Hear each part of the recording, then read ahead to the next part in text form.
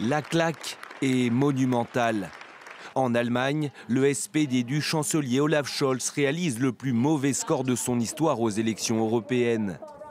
À peine plus de 16% des voix. Résultat, une troisième place derrière l'extrême droite emmenée par l'AfD, pourtant au cœur de plusieurs scandales. Fragilisé, le chancelier allemand l'a dit, pas question de convoquer des élections législatives anticipées, ce qui sera le cas en France.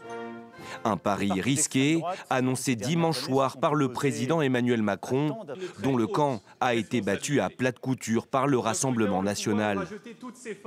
Battu, lui l'a été, mais dans une bien moindre mesure. En Espagne, le parti socialiste du Premier ministre Pedro Sánchez est en baisse de 3 points.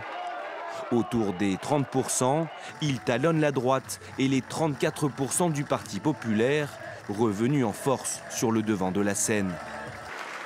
En Hongrie, Viktor Orban et sa politique anti-immigration ont eux connu une soirée contrastée, passant pour la première fois sous la barre des 50%. Avec près de 45% des suffrages, le Fidesz obtient son pire résultat depuis que le pays a rejoint l'Union européenne. C'était en 2004. A l'inverse, plusieurs chefs de gouvernement sortent renforcés de ces élections européennes, à l'image de Giorgia Meloni en Italie. Désireuse de changer l'Europe de l'intérieur, la chef de Fratelli d'Italia décroche près de 29% des voix. C'est plus de 4 fois son score d'il y a 5 ans. Elle confirme ainsi sa position de première force politique dans son pays. Victoire aussi en Pologne pour le parti du Premier ministre Donald Tusk. Avec plus de 38%, la formation centriste pro-européenne devance de 4 points le PiS, au pouvoir entre 2015 et 2023.